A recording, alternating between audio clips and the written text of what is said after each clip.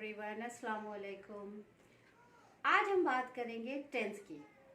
Actually ये सिर्फ आज का टॉपिक नहीं होगा, ये हम सीरीज स्टार्ट कर रहे हैं जिसमें हम सारा टेंस कवर कर लें और टेंस के अंदर जितनी चीज़ें आती हैं वो भी हम कवर कर लें, बिकॉज हमारा जो कॉन्वर्सेशन बेस्ड होता है वो टेंस पे ही बेस्ड होता है।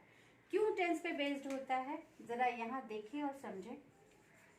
सो टेंस क्या है? ये काल है, ये समय है। हमारा जो कॉन्वर्सेशन होता है या तो प्रेजेंट टेंस में होता है जो वक्त चल रहा है, या तो फिर हम पास्ट टेंस की बात करते हैं, मतलब जो चीज़ें हो चुकी हैं, या फिर हम बात करते हैं फ्यूचर की। यही रीज़न है कि हमने टेंस को 3 कैटेगरी में डिवाइड कर दिया है। वो कैटेगरीज हैं present tense, past tense and future tense, और इन तीनों को हमने फर्दर सब कैटेगरीज में डिवाइड किया है, क्योंकि बातें भी तो हम कई तरह की करते हैं ना।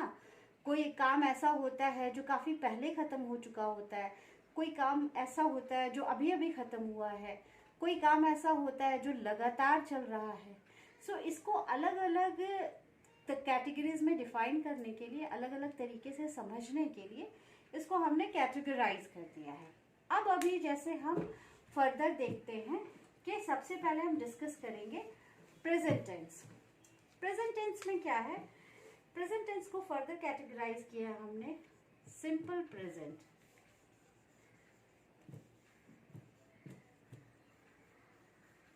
जिसको हम प्रेजेंट इंडेफिनिट भी बोलते हैं।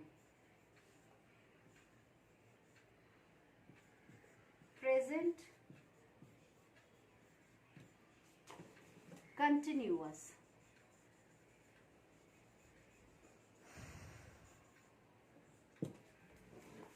third one is present perfect,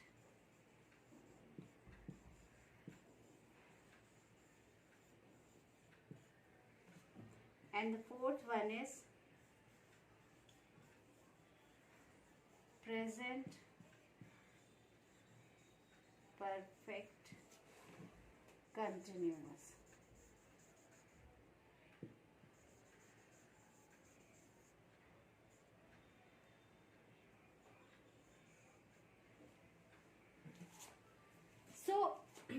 ये कैटेगरी है प्रेजेंट टेंस की, और इसी तरह से हमने सारे टेंस को कैटेगराइज किया है।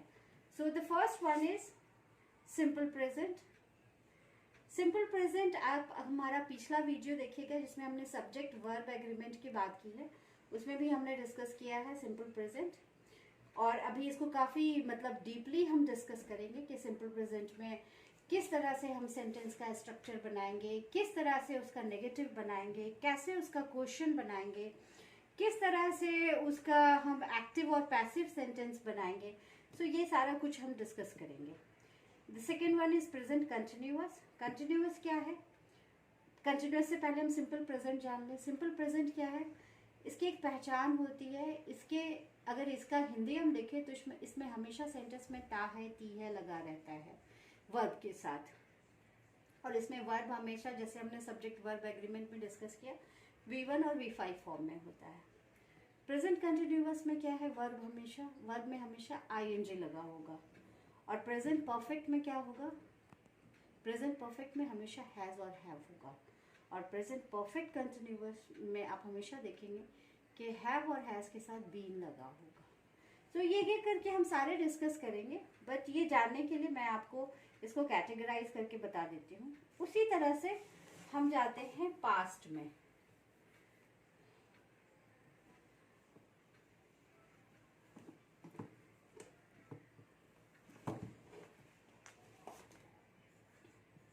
पास्ट टेंस,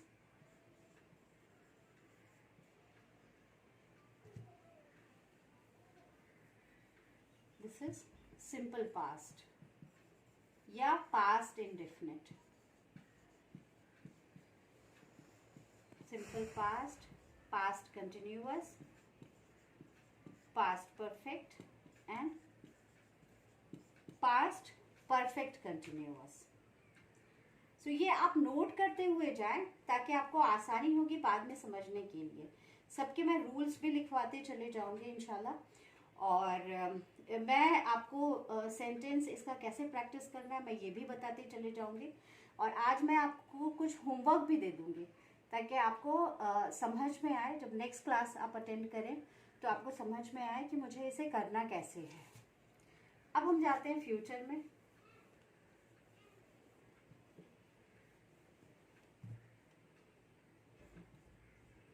सो फ्यूचर की भी वैसे ही कैटेगरी है, simple future, future continuous,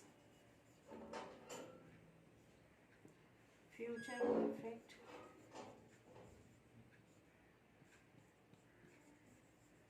future perfect continuous. ठीक है, तो ये कैटेगरी हमने बता दी तीनों टेंसेस की कि किस किस तरह से हमने उसको कैटेगराइज किया है।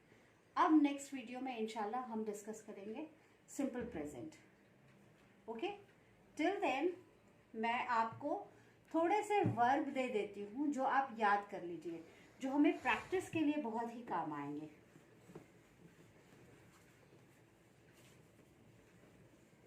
बहुत सिंपल वाले वर्ब दे रही हूँ जो कि आपको आसानी होंगे याद करने में। तो वर्ब के मैं फॉर्म्स अलग अलग कर दे रही हूँ, V1, V2 और ये V1 के साथ ही मैं V5 कर दे रही हूँ ताकि आपको थोड़ा आसानी हो। कोई अलग नहीं है ये V1 और V5, सिर्फ ये सब्जेक्ट पे डिपेंड करता है।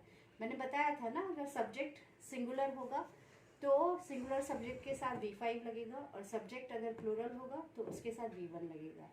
I यहाँ पे एक्सेप्शन है, I के साथ लगेगा हमेशा V1, यहाँ V2 वर्ब का सेकेंड फॉर्म, वर्ब का थर्ड फॉर्म और वर्ब का फोर्थ फॉर्म। जैसे हम एक एग्जाम्पल लेते हैं प्ले,